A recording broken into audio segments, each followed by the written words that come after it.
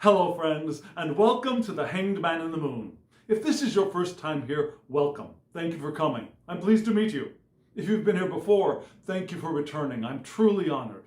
Friends, if you are a returning visitor, you probably noticed from the thumbnail for this video that this is another in my series of spreads, and more spreads. And friends, have I got a spread for you. This is a spread that I discovered, well, it was a discovery for me, in the little white book, the guidebook, for a beautiful tarot called the Tarot of Oneness by Robyn Voisey. And in her guidebook, a beautiful, very helpful guidebook, by the way, she had this spread that I thought was interesting. A nice little 7-card spread. So I tried it out a couple of times, and then I did a little search online, and apparently this spread is not an original spread to this deck, I don't think, because there were a lot of people using the spread. It's called generally the Horseshoe Spread. And there are variations in the meanings for each card placement, but I preferred Robyn Voisey's version better than the other ones that I saw. So that's the one we're going to be working with. So what I'm going to do is I'm going to show you the layout of the spread with a few little edits on my part that was given in the book by Robyn Voisey. And then I'll show you a couple of my example spreads, and then I'll turn the camera down and we'll work through the spread once or twice together. Okay? So here we go with the Horseshoe Spread.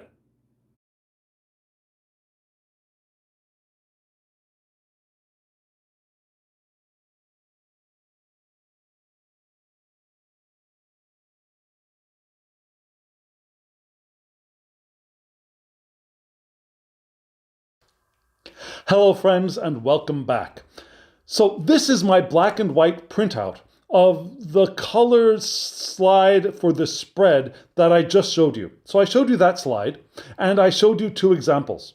And those 2 examples of the spread were laid out in 2 different ways, this way and this way. So let me give you a brief outline of what this way is.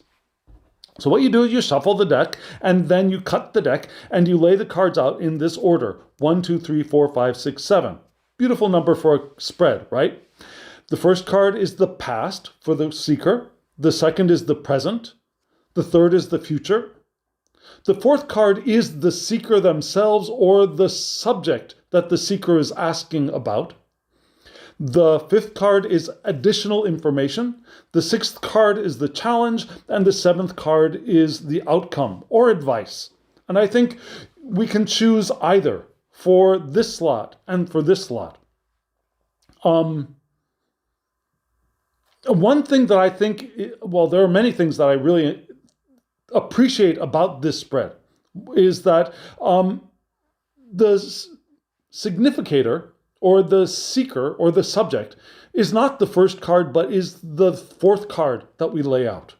And that you can choose at random, or you can allow the deck to pull that for you. So if there's a specific question, you ask the question, shuffle the deck, and lay out the cards. If there's not a specific question, I would still prefer to have a general question. For example, what is something that I, or the seeker, the person you're reading for, would benefit from giving his, her, their attention to? Does that make sense? What would I, or what would the seeker benefit from giving his, her, or their, or my attention to? So if it's for me, what would I benefit from giving my attention to? If it's somebody else, what would the seeker benefit from giving his attention, her attention, or their attention to? And then laying out the cards.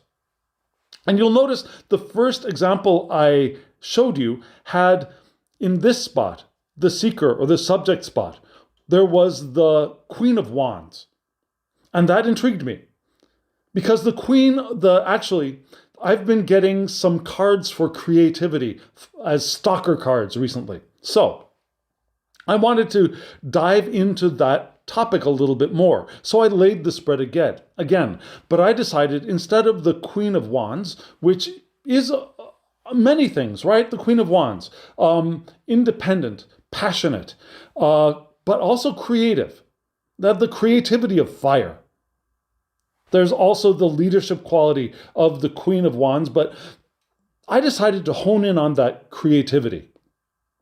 And for me, in the major arcana, the ultimate creativity card is the Empress, right? So I decided to pull in a different deck, pull out the Empress, and then stick it back in at random, shuffle the deck, and look for the Empress as the significator card.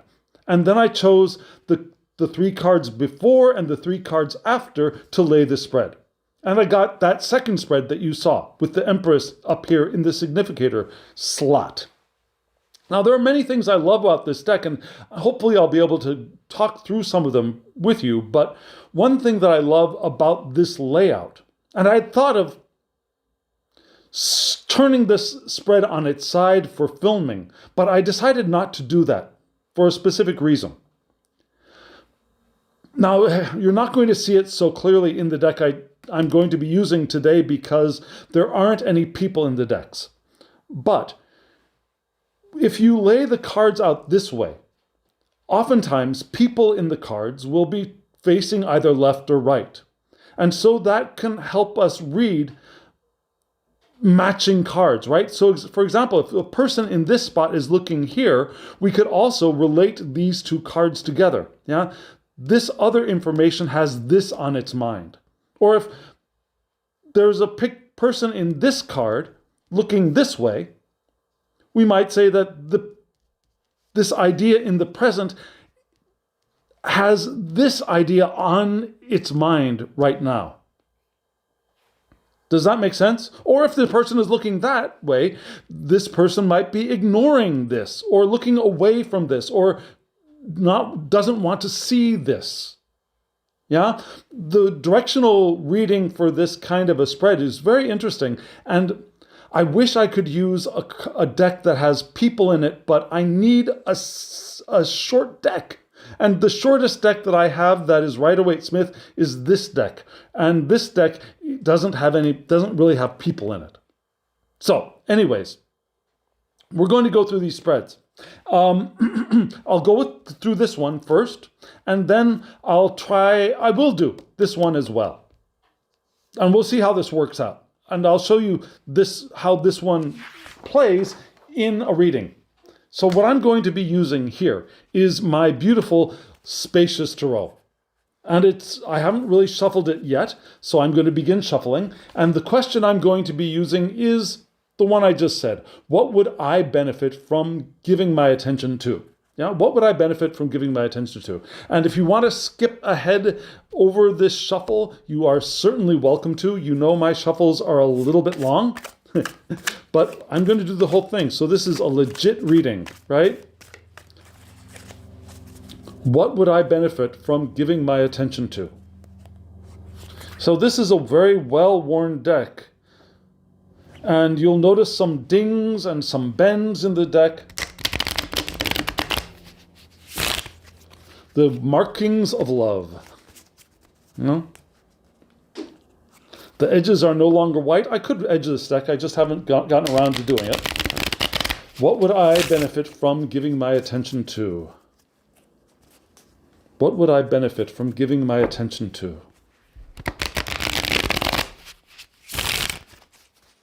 What would I benefit from giving my attention to?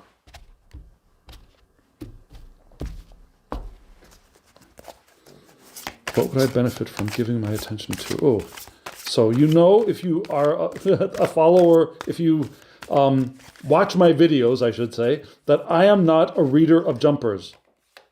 Interesting cards. Okay. What would I benefit from giving my attention to? What would I benefit from giving my attention to?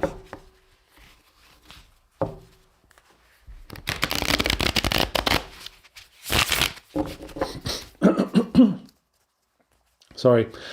This room is cold because of many reasons. One of them being, what would I benefit from giving my attention to? One of them being that I turned off the heater, and it is almost New Year's Eve, and it's very cold here. I turned off the heater because it dries out the air, and as the air is dried out, my voice gets a little bit weird. So to keep my voice hydrated, I turned off the heater. What would I benefit from giving my attention to? Also, the cards are cold, and because they're cold, they're a little stiff. What would I benefit from giving my attention to? So, 8th riffle shuffle, 4th overhand. What would I benefit from giving my attention to?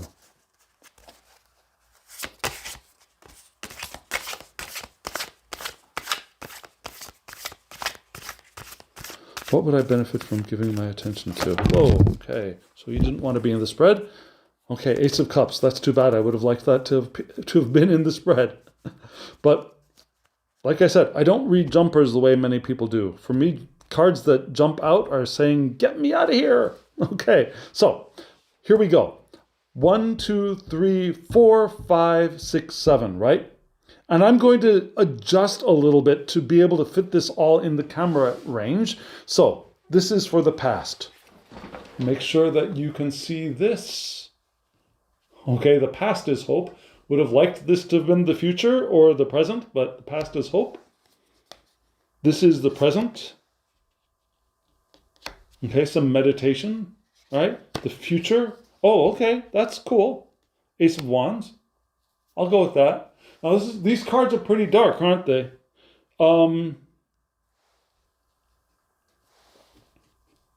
But you can still see them, I think, right?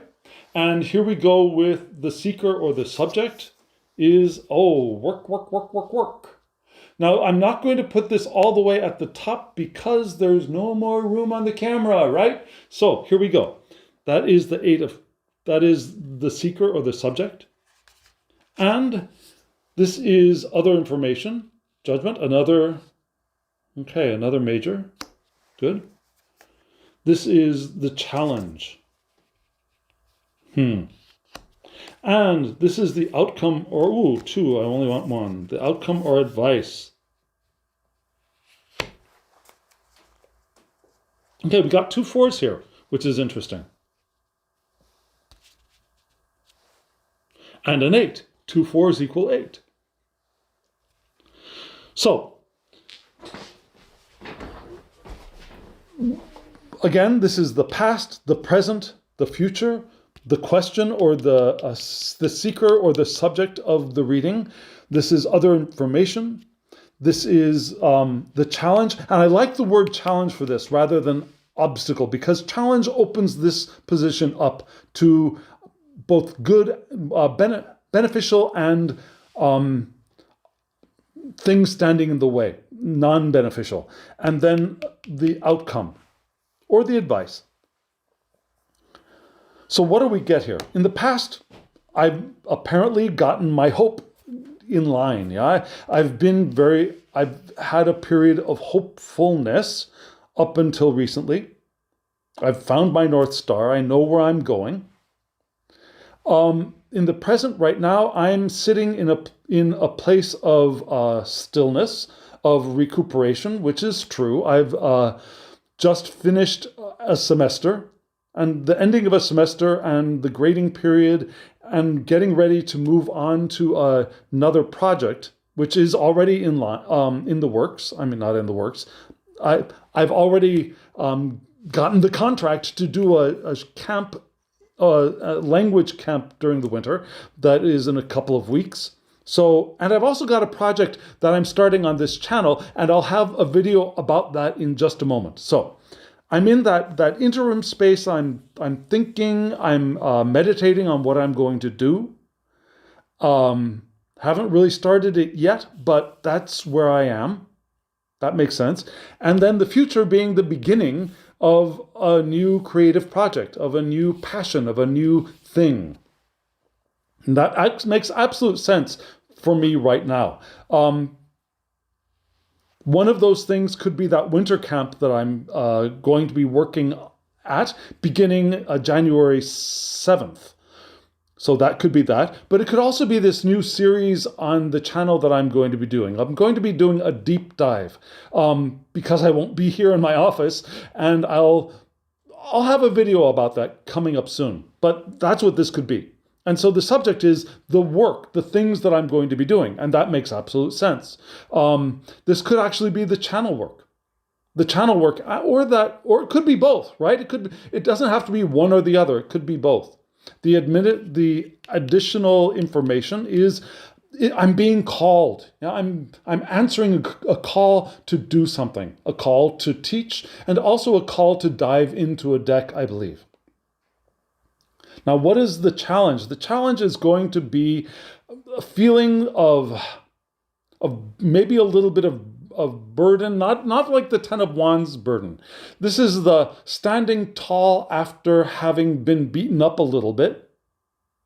Now there's an exhaustion element to this card as well, but standing tall from a place of having been through an exhausting experience. Makes sense, right? I've just finished a semester and I'm still standing tall, but notice I'm flowering. And so the outcome might not be as the challenge. Okay, so I'm going to say that the advice here is to... Now, in a Pamela Coleman-Smith deck, and this is not a Pamela Coleman-Smith deck, we've got the guy seated in front of the tree, legs crossed, arms crossed, staring at 3 cups that look very dissatisfying to them, with this 4th cup being offered by the divine. This bright, shiny, large cup is being offered by the divine, but that figure seated on the ground in front of the tree is not paying attention to it, is not aware of it, at least not yet. So there's that idea of dissatisfaction and ennui. Yeah, I don't get that from this card. I get the more of the numerological sense of the stability of the 4.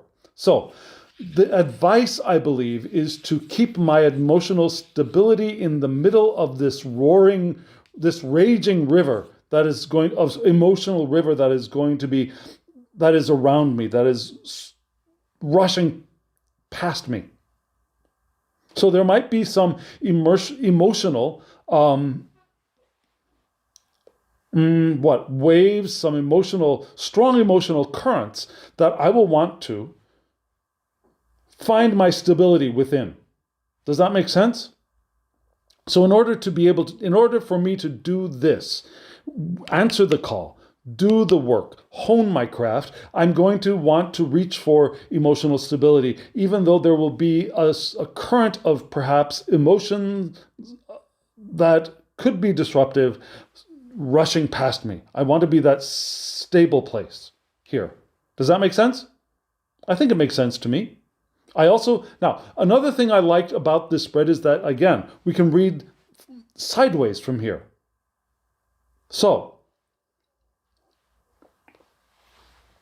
even if there are no people in the card, we can still do this. Yeah, this card and this card can also be a combined message. This card and this card and this card and this card can all be a combined message. So, what do I get as additional information? I've got the Ace of Wands and Judgment. Yeah, I'm being called to this new passion. That this new passion is my new call to level up, to enter a new world of my craft, and also to perhaps enter a new level of my teaching of English. And I think both of them are possible I don't want to say situations. Those are both possible aspects of my life that this spread is informing me about. In these 2 cards, what do we have? We've got the idea of meditation, of recuperation from the exhaustion that I have come through and from which I am still standing tall. Yeah, this rose and this meditation can feed each other. Now the rose, the standing tall and blossoming where I am, can be fed by my meditation and my recuperation can also feed the blossoming of this rose. My hope from the past can feed this advice, right? This advice to find my emotional stability, my emotional rock, by remembering the hope that I have had coming into this period. Does that make sense? And it's interesting that I was saying that creativity, my charm for today is the Three of Wands, which is the moving forward. I've got the tarot charms, which I've mentioned on the channel before. Let me see if I can bring this out for you on camera right now. Here we go. So let's see if I can get it upright for you. This is this is huge. You're seeing my hands huge, but this is the Three of Wands. That's my charm for the day. Yeah, that moving forward with my creative projects, with my passion. And this card. And then last night, the Empress came up for me again. So that idea of working and creating and moving forward with passions has been recurring for me recently. So I want to investigate this. Now, I could choose another card. I could choose the Empress again, perhaps, but I'm going to choose this card as a significator to get perhaps a little, well, let's see, do I want to choose that one? Or do I want to choose this one? Or do I want to choose this one? I want to choose my Ace of Wands. Okay, so what I'm going to do is I'm going to try and get a little bit more information about that Ace of Wands. How am I going to do that? I'm going to use this spread again in that other way of using, choosing a significator and shuffling it into the deck and then laying a spread from that. Now, there are different ways of doing that. You could just stick the significator right there on the table, shuffle the rest of the deck, and lay it out. That's a perfectly good, valid way of doing it. But I'm going to be doing that a different way. First, let me randomize the deck once. Let me see. Let me just do a nice little riffle shuffle so that those cards that I just reinserted are a little bit more randomized. So I'm going to pull this out. So this is what I'm curious about. I'm curious about, and so this is the subject,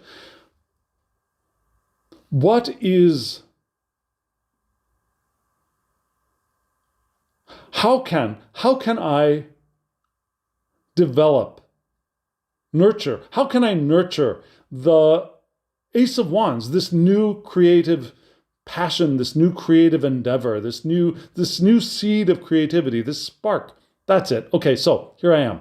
The question is, how can I nurture this spark of creativity, which is coming toward me, which I am moving into? How can I nourish the spark of creativity that I'm moving into? That's the question. Okay, so how can I nourish the spark of creativity that I am moving into? So what am I going to do? I'm going to take this deck, this card, slip it into the deck, and I'm going to shuffle. So again, if you want to skip ahead, you are perfectly welcome to skip ahead for this shuffling period. How can I nourish the spark of creativity that I am moving into? How can I nourish the spark of creativity that I am moving into? How can I nourish the spark of creativity that I'm moving into? 1, 2,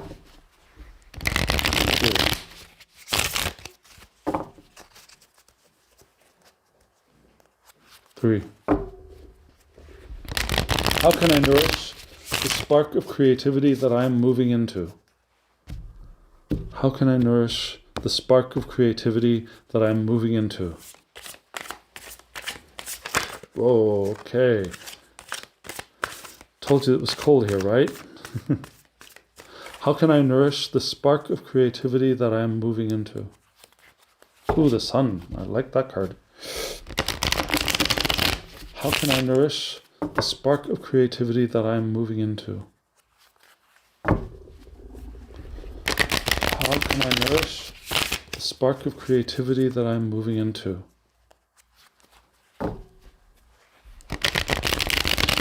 How can I nourish the spark of creativity that I'm moving into?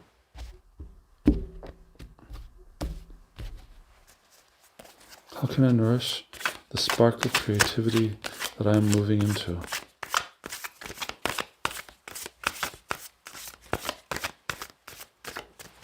How can I nourish the spark of creativity that I'm moving into? 7 and 8. How can I, whoa, hands are cold. How can I nourish the spark of creativity that I'm moving into? Last overhand. How can I nourish the spark of creativity that I'm moving into? I love this deck. How can I nourish the spark of creativity that I'm moving into? Yes, hands are getting cold. How can I'm going to cut it. I'm going to cut it once more. That's my usual thing. Though it doesn't really make much of a difference. How can I nourish the spark of creativity that I'm moving into? Now I'm going to be looking for that Ace of Wands. How am I going to look for, this is how I'm going to look for the Ace of Wands. Could start from the top and start flipping them over, but this is probably the easiest, even with my cold hands. Cold hands, warm heart. How can I nourish the spark of creativity? Isn't this a beautiful deck that I am moving into? How can I nourish the spark of creativity that I am moving into? Oh, the Fool. How can I nourish this? There we go. Okay, so that's my significator, right? So the 3 cards before, 1, 2, oh, there it is again, 3, and the 3 cards after, 1, 2, oh, cool. Court cards, 3, more wands. Okay, so, I didn't talk about that last spread, I'm sorry. Okay, so, let me get these kind of lined up a little bit for us. Let's see, so we got this one down here. We got the 5 of Swords, that's the past. This is the present. This is the future.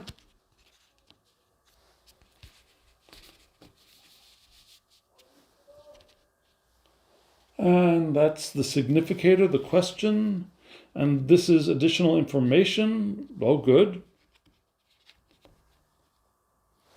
There we go, the Guardian of Cups.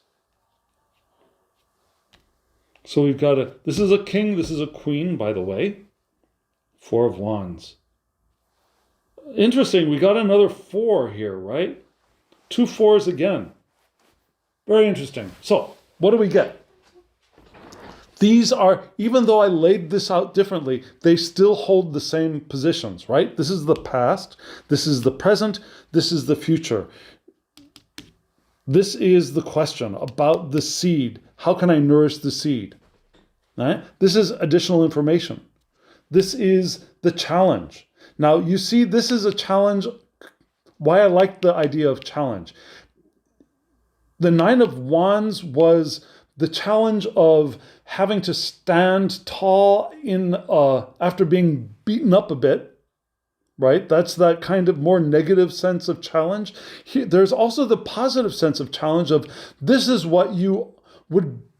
the challenge for you to be the Guardian of Cups, which is the Queen of Cups in this deck. And then the advice or outcome is 4 of Wands, celebration. So the outcome is going to be this amplified and stability and celebration. But let's not get ahead of ourselves. Let's go to the past. The past has been the 5 of Swords. And the 5 of Swords has actually come up for me a few times in the last couple of months. It doesn't come up for me often. This is not a frequent card for me. But in the last month, I would say the 5 of Cups, I wish it was, no, I don't wish it was Well, I would prefer the Five of Cups to the Five of Swords. Okay, that is the truth. I would prefer the Five of Cups to the Five of Swords. I can work better with that. But Five of Swords has been coming up for me quite a bit. And so I've been very careful about how I express what I think and how much I try to convince other people of what I think is right, or how much I try to make other people see the rightness of my ideas. You know what I mean? I've been careful of engaging in intellectual, communicative battle. And that's what the swords are, right? Their communication, their ideas, their vision. They can be planning in the logical kind of, first I do this, then I do that, then I do that, and working out the plan on paper kind of thing. It could also be written communication. But so I've been careful about, or I've felt that I've had to be careful about not fighting too hard or trying to dominate with my ideas and my thoughts and my beliefs. So this being a past card makes a little bit of sense. So this is what I'm moving out of. And what could have been preventing me from perhaps encountering this earlier, perhaps. Right now I'm in this place of stability, and I'm in the stability of the liminal space. I'm coming out of this, and I haven't gotten into this, and this could be not so good. Three of Swords, right? But I'm not there yet. So right now I'm in this stable space of perhaps pause. And that's another idea for the Four of Cups, right? It's a pause. There's a stability in the pause, right? There is a kind of stability in our transitions that we're not engaged in either the before or the after yet. We're in the pause of the liminal space that can be boring sometimes, but can also feed us. Now, this river can also feed us here with our cups up on the rocks. And I'm moving into perhaps learning from past heartbreak. Yeah. Fortunately, we don't have three swords actually stuck in a heart. They're stuck in the ice. They're cracking open the ice. And you can notice just little bits of red here at the bottom, indicating that idea of perhaps the blood, the pain, the suffering that we have felt. But that suffering is what is cracking open the ice here. So that which has perhaps frozen me in the past is now cracking open. And that's in that cracking open that will help feed or nourish the spark that I'm moving into. And that's being fed by the Elder of Pentacles, which is the King of Pentacles, the one who is financially stable, has their resources under their control, is able to work with a diversity of people, is able to get things done, not all by themselves. It's not the Knight of Pentacles who's out there doing the daily routine. The King of Pentacles is the one who is able to organize work teams and organize people to help come together to get work done. Yeah? He's the manager of the Pentacles as well. Also very secure, very well off, very able to manage their own resources, but also able to manage the work done by other people, with other people, and not removed from them. He's not the leader and inspirer of the King of Swords or the King of Wands. This is a guy who's in there doing it with them, but also organizing labor. So I can get help and I can organize people to work with me, perhaps. And so the challenge for me is to be the Queen of Cups, to be the nourisher, to be the caregiver, the empathizer, which is a movement away from this, right? And the empathizer can learn from this as well, can learn from the cracking open of their own sheet of ice. And it's in that cracking open of their own sheet of ice that the empathy has been informed. Our empathy is informed by these experiences and grows by these experiences. And here we have this beautiful carp coming to appreciate this beautiful lotus in a bowl, in the water. So there's a sense of appreciation as well in this card, I believe. And then we move into the advice, I think, here, or the outcome, which is a celebration of accomplishment, a milestone. A milestone, an accomplishment, a sense of, yeah, you've done some good work is coming for me. This is where I'm headed. And so, reading these cards this way, horizontally, we've got this cracking open allows me to recognize the power that I have as an Elder of Pentacles, as a master of my resources, and a manager of the work of others as well.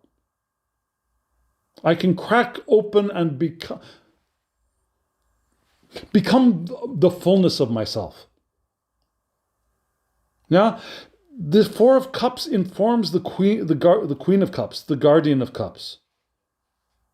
Yeah, I can embody my Queen of Cupsness and appreciate this pause in the stream, this break from the flow of water for myself. And in this break from the flow of water, I can gather my Queen of Cups potential together to manifest her through myself as I nourish my spark of creativity. And yes, there have been times when I've been wanting to perhaps dominate things intellectually, communicatively, but that can, what do I want to say? Having worked through that and not been defeated by that desire to win at all costs is perhaps what is going to allow me to celebrate, to feel the stability of my passion as I move forward, as I move from this into this. Now, the experience of having dealt with this in the past is what is going to allow me to enjoy this as I nourish this into my four, from my ace to my four. Right? Now, what I just want to double check in this spread, we do have coin, we do have sword, we do have cups, we do have wands. We've got it all here. So this is a nicely balanced. We don't have any majors this time, but we do have a court card. So that's something to be aware of, is that in this spread, we don't have such an existential, such an ethereal, that fifth element of spirit is not clearly present here. But it was clearly present in the spread before, so I think that could carry forward into this as well. Now, the judgment, right? The call of the judgment card, and the hope of the star card. So what do you think? What do you think of this spread? Do you see the possibilities, the potential in this spread? I think the spread is just amazing. It's wonderful and very useful. Very useful to be read in different ways, right? To just go raw and lay the cards out and allow the deck to select either the card for the seeker or the subject, or to shuffle in an intentional seeker subject and allow the deck to fall as it would naturally, as we go back and find this in the shuffled deck, the seeker in the shuffled deck. I think this spread works beautifully both ways, and I hope you do too. So friends, if this made sense to you, if you got something out of this and you're still with me, hit the thumbs up button so that YouTube knows that you liked this and other people might like it, and it helps the channel. And subscribe if you haven't subscribed, so you get my next video, which will be my notification of my deep dive series, which will be coming out shortly, I believe, in the next few days. And also comment below. I'd love to hear from you. Do you use this spread? Are you going to use this spread? If you do use this spread, come back and let me know what you think of it. What do you think of my reading of this spread? Would you read it differently? Let me know in the comments below. I'd love to hear from you. And if you want a private reading from me with this spread or any other spread or any other deck, let me know. My email address is in the comments, in the description box below. Send me an email and we can get you a reading. So friends, here we are, the Horseshoe Spread. And I wish you now, as always, love, joy, well-being, and pure awareness. Thank you.